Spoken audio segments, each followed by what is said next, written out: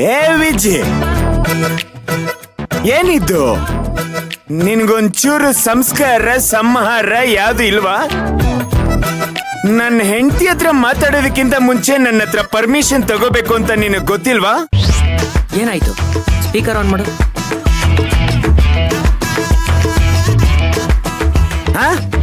ದೀಪಕ್ ಇದನ್ನೆಲ್ಲ ನಿನಗೆ ಹೇಳ್ಕೊಟ್ಟಿಲ್ವಾ ವಿಜಿ? ಇನ್ ಮುಂದೆ ನನ್ನ ಹೆಂಡತಿ ಹತ್ರ ಮಾತಾಡೋದಕ್ಕಿಂತ ಮುಂಚೆ ನನ್ನ ಹತ್ರ ಪರ್ಮಿಷನ್ ತಗೋಬೇಕು. ವಾಟ ಅಣ್ಣ, ಏನ್ ಹೇಳ್ತಿದ್ದೀರಾ?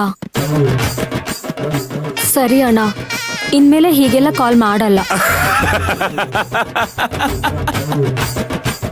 ಅಲ್ಲಮ್ಮ ವಿಜಿ, ನಾನೇನು ಹೇಳಿದ ತಕ್ಷಣ ಹಿಂಗ್ ಸೈಲೆಂಟ್ ಆಗ್ಬಿಟ್ಟು ವಾಪಸ್ ಈ ತರ ಕೌಂಟರ್ ಕೊಟ್ಬಿಟ್ರೆ ನಾನೇನ್ ಅನ್ಕೋಬೇಕು? ನೋಡು, ನಿನ್ನ ಹತ್ರ ಮಾತಾಡ್ಬೇಕಾದ್ರೆ ಬಂಗಾರಿ ಎಷ್ಟು ಖುಷಿ ಆಗಿದ್ಲು.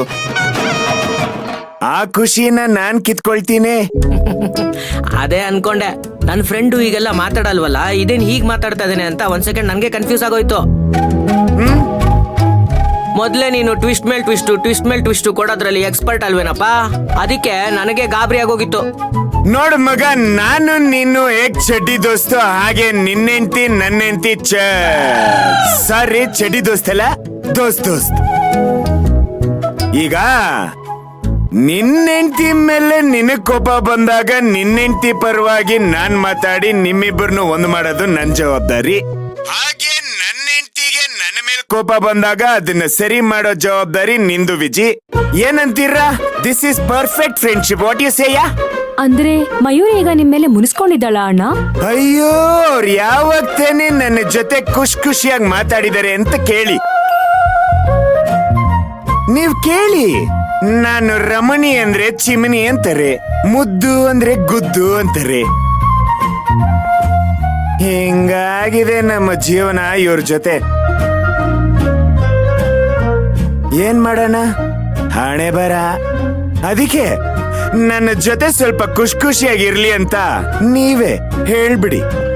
ಗೆಳೆಯ, ಗಂಡ ಹೆಂಡತಿ ಎಷ್ಟೇ ಜಗಳ ಆಡಿದ್ರು ಅವರೇ ಮಾತಾಡಿ ಅದನ್ನ ಅವರೇ ಸಾರ್ಟ್ ಔಟ್ ಮಾಡ್ಕೋಬೇಕು.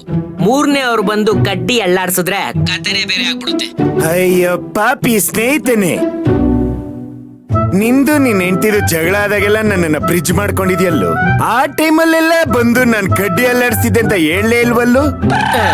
ಅದು ಯಾಕೆ ಅಂದ್ರೆ ನಮ್ಮಿಬ್ಬರನ್ನ ಒಂದು ಮಾಡಿರೋದೇ ನೀನೇ ಅಲ್ವೇನಪ್ಪ.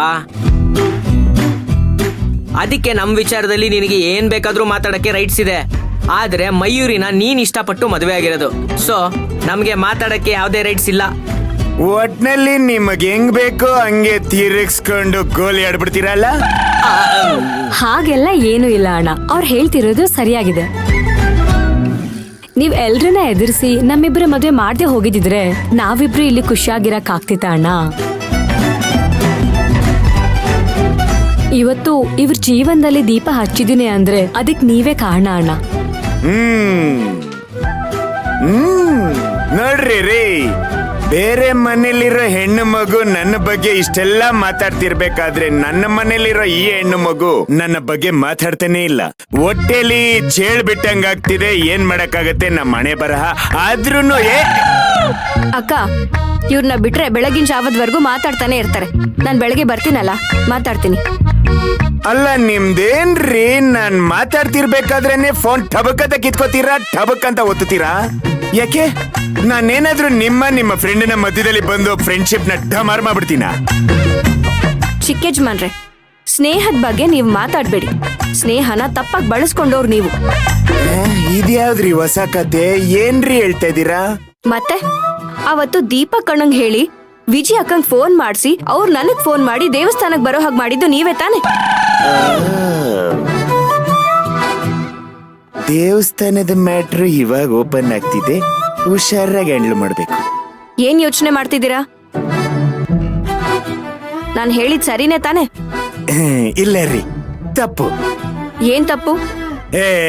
ಈ ರಿಲೇಶನ್ಶಿಪ್ ಅಲ್ಲಿ ತುಂಬಾನೇ ಕನ್ಫ್ಯೂಷನ್ ಕ್ರಿಯೇಟ್ ಮಾಡ್ತಿದ್ದೀರಪ್ಪ ನೀವು. ದೀಪಕ್ನ ಅಣ್ಣ ಅಂತೀರಾ, ವಿಜಿನ ಅಕ್ಕ ಅಂತೀರಾ. ಗಂಡ ಹೆಂಡತಿ ಅಣ್ಣ ಅಕ್ಕ ಆಗೋದಕ್ಕೆ ಹೇಗ್ ಸಾಧ್ಯ?